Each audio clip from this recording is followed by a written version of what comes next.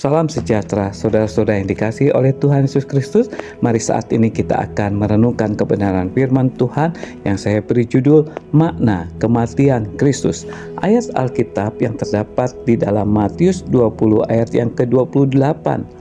Sama seperti anak manusia datang bukan untuk dilayani, melainkan untuk melayani dan untuk memberikan nyawanya menjadi tebusan bagi banyak orang.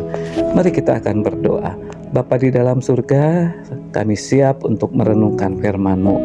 Berbicaralah kepada kami, karena kami mau mendengar dan melakukannya. Di dalam nama Tuhan Yesus Kristus kami berdoa. Amin. Bapak Ibu yang dikasihi oleh Tuhan Yesus Kristus, berbicara tentang kematian Kristus itu tidak lepas daripada peristiwa penyaliban. Penyaliban Kristus merupakan kejahatan yang terbesar sepanjang masa. Namun penyaliban itu merupakan pernyataan kasih Allah yang paling indah tentang bagaimana Allah mengubah kutuk menjadi berkat. Demikian juga musuh-musuh Kristus mengira bahwa penyaliban itu akan menjadi kemenangan mereka yang terbesar. Tetapi Allah mengubah penyaliban itu menjadi kekalahan mereka yang paling besar. Lantaran salib Ia mengadakan keselamatan bagi seluruh dunia yang sesat. Makna daripada kematian Yesus Kristus adalah atas dasar kehendak sendiri Ia mati untuk kita. Tuhan Yesus disalibkan itu bukan karena Ia tidak berdaya di tangan musuhnya. Ketika Petrus menarik pedangnya untuk membela gurunya di Taman Getsemani, Tuhan Yesus berkata kepadanya, "Masukkan pedang itu kembali ke dalam sarungnya, sebab barang siapa menggunakan pedang akan binasa oleh pedang. Atau kau sangka bahwa aku tidak dapat berseru kepada Bapakku supaya Ia segera mengirimkan lebih dari 12 pasukan malaikat membantu aku?" Saudara yang dikasihi oleh Tuhan Yesus Kristus, segenap siasat pemerintah Yahudi, seluruh kekuatan kekuasaan pembesar Roma, seluruh kekuatan senjata kekaisaran Romawi tidak dapat memaku Tuhan Yesus pada kayu salib. Mengenai matinya, Tuhan Yesus berkata, "Bapa mengasihi aku, oleh karena aku memberikan nyawaku untuk menerimanya kembali. Tidak seorang pun yang mengambilnya daripadaku, melainkan aku memberikannya menurut kehendakku sendiri. Aku berkuasa memberikannya dan berkuasa mengambilnya kembali. Inilah tugas yang kuterima dari Bapakku."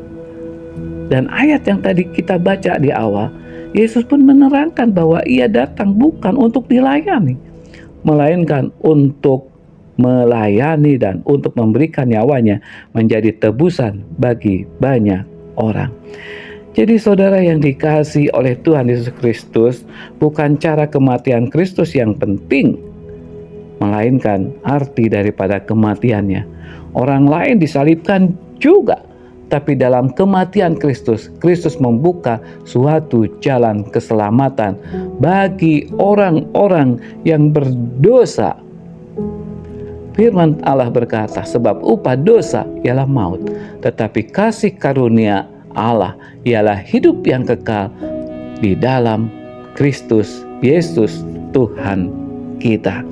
Saudara yang dikasihi Tuhan, inilah makna daripada kematian Tuhan Yesus Kristus yang hari ini kita peringati, di mana dengan kematian Yesus Kristus ini berarti membuat kita yang percaya kepadanya memperoleh kehidupan yang kekal, ditebus segala dosa-dosa dan kesalahan kita oleh karena pengorbanan darahnya yang kudus, membuat kita disucikan, dikuduskan, sehingga kita yang percaya kepadanya akan menerima keselamatan, kehidupan yang kekal.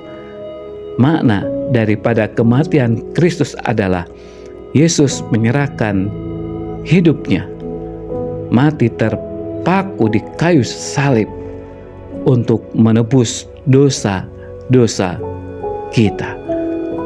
Mari kita berdoa. Bapa di dalam surga, terima kasih karena Engkau sudah memimpin, menyertai dan berkati kami. Kami bersyukur untuk Jumat Agung ini karena Engkau mati tersalib, menebus dosa dan kesalahan kami dan memberikan pengampunan sehingga kami mendapatkan kehidupan yang kekal. Terima kasih Tuhan, di dalam nama-Mu Tuhan Yesus kami menaikkan doa kami ini. Amin.